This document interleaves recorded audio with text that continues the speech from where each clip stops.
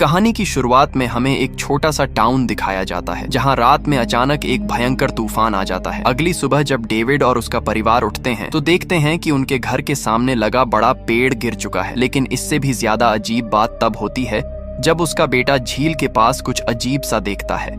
झील के उस पार पहाड़ी पर एक अजीब सी घनी धुंध छाई हुई थी, लेकिन डेविड को यह देखकर ज्यादा हैरानी नहीं होती। वह इसे बस कोई अजीब मौसम की घटना मानता है, क्योंकि पिछली रात आए तूफान ने उसके पड़ोसी ब्लैक भाई के घर को भी नुकसान पहुंचाया था। दोनों मिलकर टाउन में सामान और कुछ जरूरी टूल्स लेने जाने का फैसला करते हैं, लेकिन रास्ते में उन्हें कुछ अजीब दिखता है। वहां सेना के लोग नजर आते हैं जो बहुत जल्दी में कहीं जा रहे थे, जैसे कोई बड़ा इमरजेंसी सिचुएशन हो, लेकिन दोनों को कुछ समझ नहीं आता। जब वे टाउन के सुपरमार्केट पहुंचते हैं तो डेविड देखता है कि वहां मोबाइल में कोई सिग्नल नहीं है और यहां तक कि फोन बूथ भी काम नहीं कर रहा।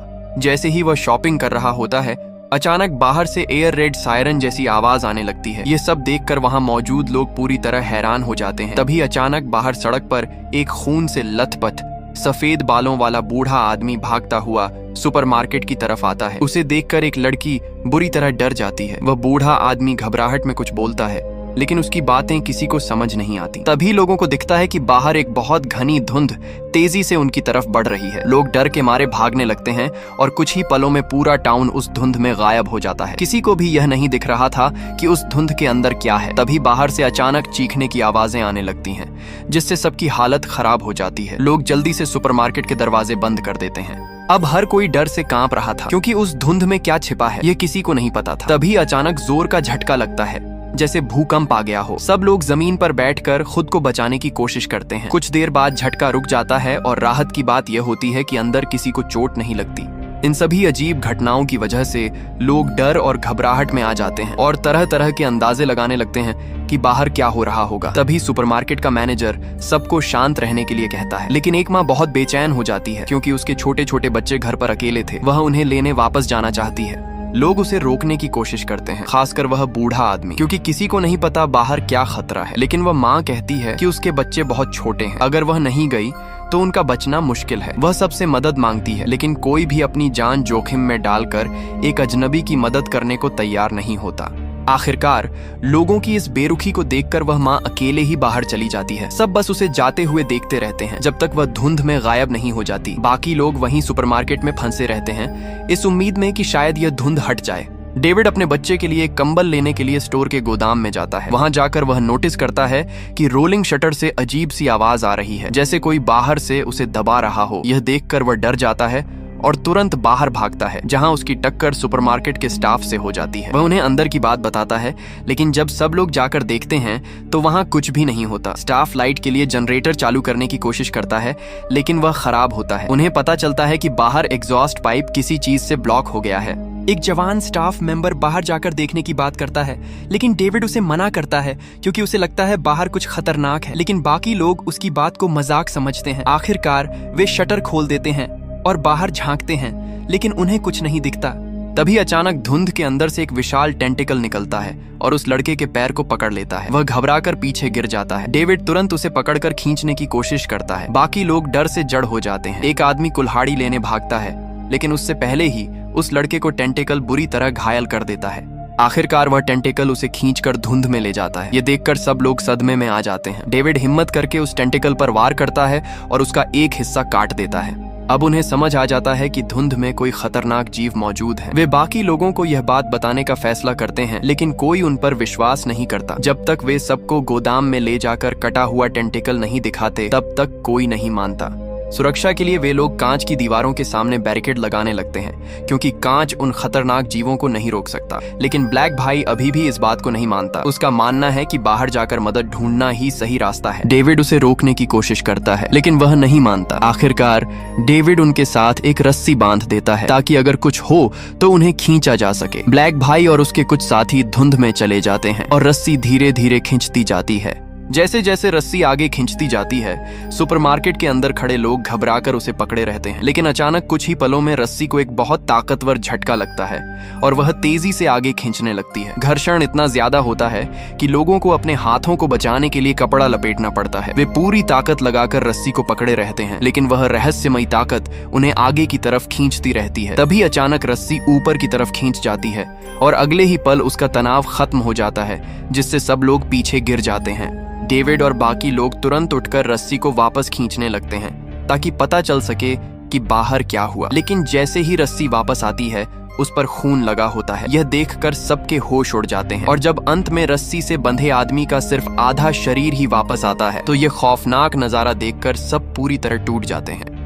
वे तुरंत सुपरमार्केट का दरवाजा बंद कर देते हैं। अब डर इतना बढ़ चुका था कि हर किसी की रीढ़ तक ठंडी पड़ गई थी। अब सबको समझ आ गया था कि बाहर क्या है और अब उनके पास बस एक ही रास्ता था, अंदर रहकर किसी चमत्कार का इंतजार करना। क्योंकि गोदाम का जनरेटर काम नहीं कर रहा था, इसलिए उन्हें अस्थायी बिजली के सहारे रात गुजारनी थी। लेकिन यह रात किसी भी तरह आसान नहीं होने वाली थी। रात के समय जब कुछ लोग बाहर नजर रख रहे होते हैं, तभी उनमें से एक को अचानक कांच पर कुछ बड़ा सा दिखाई देता है। डेविड तुरंत वहां पहुंचता है और देखता है कि एक अजीब तरह का विशाल कीड़ा कांच पर चिपका हुआ है, जो किसी म्यूटेंट मच्छर जैसा दिख रहा था। कुछ ही देर में ऐसे और भी कीड़े वहां आने लगते हैं और कांच के पास इकट्ठा होने लगते हैं। शुरुआत में वे हमला नहीं करते, जिससे लोगों को थोड़ी राहत मिलती है। लेकिन तभी अचानक एक और डरावना जीव सामने आता है, कुछ ऐसा जो किसी उड़ने वाले राक्षस जैसा दिखता है। वह इन कीड़ों का शिकार करने लगता है।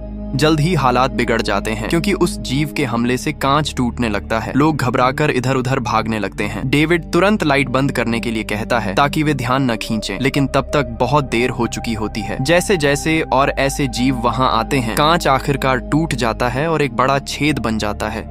अब वे सारे कीड़े और उड़ने वाले राक्षस अंदर घुसने लगते हैं। एक लड़की को कीड़े काट लेते हैं और कुछ ही देर में उसके चेहरे पर इन्फेक्शन फैल जाता है, जिससे उसकी मौत हो जाती है। वहीं एक आदमी पर उन राक्षसी जीवों में से एक हमला कर देता है और वह मौके पर ही मर जाता है। डेविड और बाकी लोग तुरंत आग जलाकर उन्हें भगाने की कोशिश करते हैं। एक आदमी जलती हुई मशाल लेकर उन्हें दूर भगाने की कोशिश करता है, लेकिन गलती से वह तेल के ड्रम से टकरा जाता है और खुद ही आग में जलने लगता है। बाकी लोग तुरंत फायर एक्सटिंग्विशर से आग बुझाकर उसे बचा लेते हैं। डेविड एक जलते हुए जीव को मार गिराता है और चश्मा पहने आदमी सुपरमार्केट में मौजूद एकमात्र बंदूक से एक और जीव को गोली मार देता है। काफी मशक्कत के बाद वे लोग इस हमले से बच जाते हैं, लेकिन जो आदमी आग में झुलस गया था, उसकी हालत बहुत खराब हो जाती है और वह धीरे धीरे मरने लगता है। डेविड उसे बचाना चाहता है, इसलिए वह कुछ लोगों के साथ पास की दवा की दुकान से दवा लाने का प्लान बनाता है। लेकिन वह जानता है कि बाहर जाना बहुत खतरनाक है। फिर भी वह समझता है कि अगर वे यहीं बैठे रहे तो अगली बार शायद बच नहीं पाएंगे, इसलिए बाहर जाकर मदद ढूंढना ही एकमात्र रास्ता लगता है। तभी एक और बुरी खबर मिलती है। सुपरमार्केट में मौजूद एक बुजुर्ग आदमी, जो इन सब घटनाओं से टूट चुका था, उसने जहर खाकर आत्महत्या कर ली।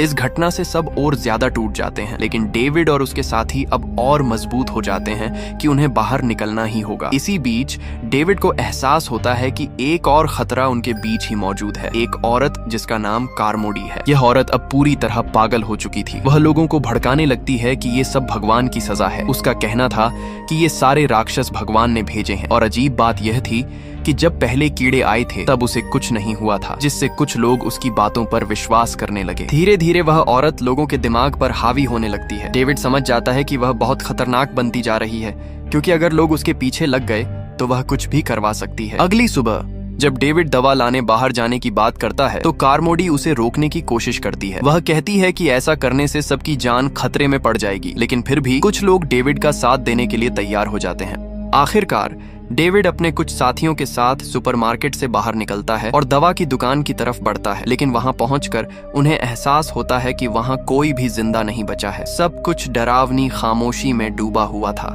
जैसे ही डेविड और उसके साथी दवा की दुकान के अंदर जाते हैं, वहां का माहौल बेहद डरावना और खामोश होता है। अभी वे ठीक से समझ भी नहीं पाते कि वहां क्या हुआ है। तभी अचानक एक सैनिक के शरीर के अंदर से बहुत सारे मकड़ियां निकलने लगती हैं और कुछ ही पलों में वह मर जाता है। यह नजारा देखकर सबके होश उड़ जाते हैं, लेकिन इससे भी ज्यादा खौफनाक बात यह थी कि वहां विशालकाय मकड़ियां भी मौजूद थीं। यह देखकर सुपरमार्केट से आए लोग डर के मारे वहीं जम जाते हैं। तभी चश्मा पहने आदमी तुरंत अपनी बंदूक निकालता है और एक मकड़ी को गोली मार देता है। लेकिन असली खतरा अभी बाकी था। उन मकड़ियों के जाले बेहद खतरनाक थे। उनके जाले में ऐसा जहरीला असर था कि जो भी उससे छूता उसकी त्वचा गलने लगती थी। जैसे ही वे लोग अंदर बढ़ते हैं और ज्यादा मकड़ियां जाग जाती हैं और उन पर हमला कर देती हैं।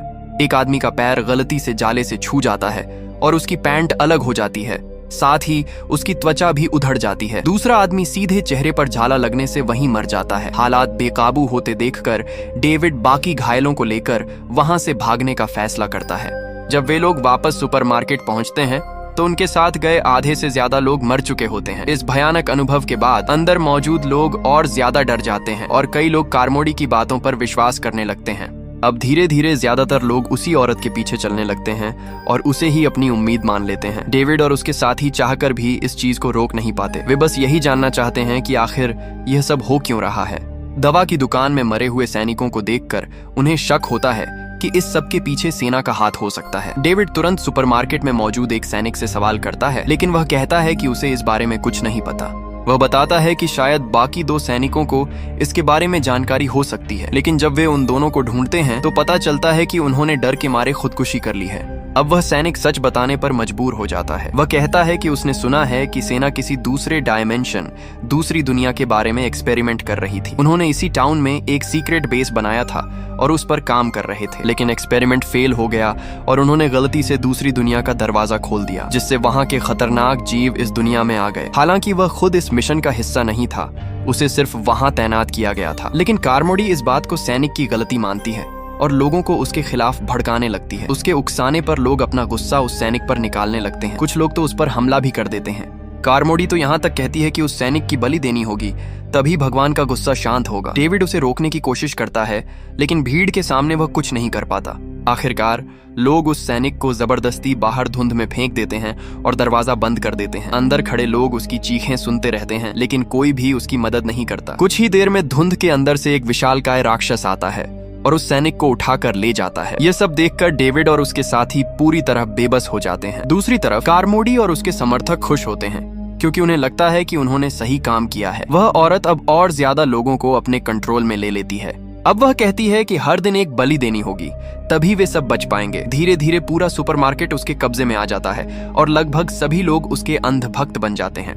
डेविड समझ जाता है कि अब वहां रुकना और भी ज्यादा खतरनाक है। अगर वे वहां रहे तो या तो राक्षस उन्हें मार देंगे या फिर ये पागल लोग उन्हें बलि चढ़ा देंगे। इसलिए वह रात के समय कुछ समझदार लोगों के साथ वहां से भागने का प्लान बनाता है। वे सोचते हैं कि जब सब सो जाएंगे तब चुपचाप खाना लेकर निकल जाएंगे, लेकिन कार्मोडी पहले से ही उनकी योजना समझ चुकी होती है। वह खुद को भगवान का दूत मानने लगी थी और किसी को भी जाने नहीं देना चाहती थी। उसके इशारे पर उसके समर्थक हथियार लेकर डेविड और उसके साथियों को घेर लेते हैं। वह उन्हें पापी बताकर उनकी बलि देने की बात करती है और कहती है कि सबसे पहले डेविड के बेटे की बलि दी जाएगी। यह सुनकर डेविड का गुस्सा फूट पड़ता है और वह पलटकर हमला कर देता है। जल्द ही वहां अफरा तफरी मच जाती है, लेकिन कार्मोडी के समर्थक ज्यादा होते हैं, इसलिए डेविड और उसके साथी कमजोर पड़ जाते हैं। तभी अचानक एक गोली चलती है और सब कुछ रुक जाता है। चश्मा पहने आदमी सीधे कार्मोडी को गोली मार देता है और कहता है, तुम्हें दूसरों की बलि देना पसंद है ना, तो पहले खुद की दे दो। उसकी मौत के साथ ही लोगों का वह अंधा विश्वास भी टूट जाता है। जो लोग अब तक उसके पीछे थे वे सब होश में आ जाते हैं। इस मौके का फायदा उठाकर डेविड और उसके साथी जल्दी से वहां से निकल जाते हैं और पार्किंग की तरफ भागते हैं। वहां उन्हें एक गाड़ी मिलती है। जैसे ही वे गाड़ी में बैठने लगते हैं तभी बाहर अचानक फिर से हलचल होने लगती है। ऐसा लगता है कि कोई बड़ा खतरनाक जीव आसपास ही मौजूद है। थोड़ी देर बाद वह जीव जैसे ही अपना शिकार पूरा कर लेता है धीरे धीरे धुंध में गायब हो जाता है। इस मौके का फायदा उठाकर डेविड अपने बच्चे को उठाता है और बाकी लोगों के साथ तेजी से गाड़ी में बैठ जाता है। वे कुछ देर इंतजार करते हैं ताकि यकीन हो जाए कि खतरा टल गया है। फिर हॉर्न बजाकर उन 3 लोगों को बुलाने की कोशिश करते हैं जो उनसे अलग हो गए थे, लेकिन जवाब में सिर्फ चीखें सुनाई देती हैं। असल में सुपरमार्केट का मैनेजर और उसके साथ गए 2 लोग धुंध में रास्ता भटक गए थे और उन पर मकड़ी जैसे राक्षसों ने हमला कर दिया था। उनमें से एक आदमी को तो राक्षस ने तुरंत ही पकड़ लिया और बाकी लोग भी बच नहीं पाए। इतनी छोटी सी दूरी भी उनके लिए पार करना नामुमकिन हो गया। जो बचा वह भी डर के मारे वापस सुपरमार्केट की तरफ भाग गया, लेकिन फिर कभी दिखाई नहीं दिया। उनकी दर्दनाक चीखें धीरे धीरे बंद हो जाती हैं और डेविड समझ जाता है कि वे अब नहीं बचे। गाड़ी के पास खड़े डेविड को एक बंदूक दिखाई देती है। वह उसे उठाने जाता है, तभी पास में मौजूद मकड़ी जैसे राक्षस गंध सूंघकर उसकी तरफ बढ़ने लगते हैं। खतरा बहुत करीब आ चुका था। डेविड तुरंत बंदूक उठाकर गाड़ी में बैठ जाता है और दरवाजा बंद कर देता है। एक राक्षस गाड़ी के शीशे पर जोर से टकराता है जिससे अंदर बैठे लोग डर के मारे कांप उठते हैं। लेकिन शायद वह पहले ही शिकार कर चुका था, इसलिए वह आगे हमला नहीं करता और धीरे धीरे वहां से चला जाता है। किसी तरह वे लोग इस खतरे से बच जाते हैं। अब डेविड गाड़ी स्टार्ट करता है और धीरे धीरे वहां से निकलता है। वे बहुत सावधानी से कम स्पीड में सुपरमार्केट के सामने से गुजरते हैं। गाड़ी में कुछ खाली सीटें भी होती हैं, लेकिन अब कोई भी बाहर आने की हिम्मत नहीं करता। अंदर खड़े लोग बस चुपचाप उन्हें जाते हुए देखते हैं। किसी के चेहरे पर उम्मीद है, किसी के चेहरे पर डर, तो कोई बिल्कुल भावहीन खड़ा है। किसी को नहीं पता बाहर जाना सही है या नहीं।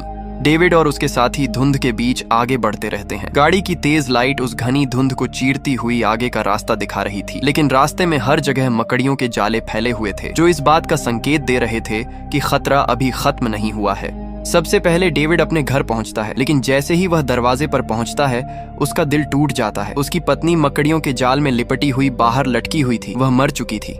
यह नजारा देखकर डेविड पूरी तरह टूट जाता है। हालांकि उसे पहले से ही अंदेशा था, लेकिन सच्चाई को सामने देखकर वह सहन नहीं कर पाता। फिर भी अपने बेटे और बाकी लोगों के लिए वह खुद को संभालता है और वहां से आगे बढ़ने का फैसला करता है। वे बिना किसी तय मंजिल के आगे बढ़ते रहते हैं। रास्ते में उन्हें हर जगह तबाही ही नजर आती है। पूरा शहर बर्बाद हो चुका था और जो लोग समय पर नहीं भाग पाए, वे उन राक्षसों का शिकार बन चुके थे। कुछ देर बाद अचानक गाड़ी के नीचे जोर का झटका लगता है और वह रुक जाती है। तभी वे देखते हैं कि उनके सामने एक बहुत ही विशाल और डरावना जीव खड़ा है, इतना बड़ा कि उसे शब्दों में बयान करना मुश्किल है। उसकी लंबी लंबी टांगें आसमान को छू रही थीं और हर कदम के साथ जमीन कांप रही थी। यह नजारा देखकर सबकी सोचने समझने की क्षमता ही खत्म हो जाती है। उन्हें समझ नहीं आता कि इस धुंध में और कितने ऐसे खतरनाक जीव छिपे हुए हैं। जब वह विशाल जीव वहां से चला जाता है तो डेविड फिर से गाड़ी आगे बढ़ाता है, लेकिन अब उसके अंदर उम्मीद लगभग खत्म हो चुकी थी। उसे लगने लगा था कि शायद अब कोई बचने वाला नहीं है। और तभी सबसे बुरा होता है, गाड़ी का पेट्रोल खत्म हो जाता है। वे अभी भी धुंध के अंदर ही थे और बाहर निकलने का कोई रास्ता नजर नहीं आ रहा था। अब सभी समझ जाते हैं कि उनका अंत करीब है। बाहर से राक्षसों की आवाजें धीरे धीरे पास आती जा रही थीं। अब उनके पास बचने का कोई रास्ता नहीं था। ऐसे में सब लोग एक बहुत मुश्किल फैसला लेते हैं। वे तय करते हैं कि राक्षसों के हाथों दर्दनाक मौत मरने से बेहतर है कि वे खुद अपनी जिंदगी खत्म कर लें। डेविड बंदूक निकालता है, लेकिन उसमें सिर्फ 4 गोलियां होती हैं, जबकि वे 5 लोग थे। इसका मतलब था कि एक व्यक्ति को जिंदा रहकर राक्षसों का सामना करना पड़ेगा। डेविड अपने छोटे बेटे को देखता है और फैसला करता है कि वह खुद इस दर्द को सहेगा। बाकी लोग भी चुपचाप इसके लिए तैयार हो जाते हैं। डेविड एक एक करके सबको गोली मार देता है, यहाँ तक कि अपने बेटे को भी। अब गाड़ी में सिर्फ डेविड बचता है। वह जोर जोर से रोने लगता है। वह खुद को भी मारना चाहता है, लेकिन उसके पास कोई गोली नहीं बचती। वह गाड़ी से बाहर निकलता है और जोर जोर से चिल्लाता है, आओ मुझे मार डालो। वह चाहता था कि राक्षस आकर उसे खत्म कर दे। तभी धुंध के अंदर से भारी आवाजें आने लगती हैं, जैसे कोई बहुत बड़ा जीव उसकी तरफ आ रहा हो। डेविड को लगता है कि अब सब खत्म होने वाला है, लेकिन तभी कुछ ऐसा होता है जिसकी उसने कभी कल्पना भी नहीं की थी। धुंध के अंदर से राक्षस नहीं बल्कि सेना के टैंक बाहर आते हैं।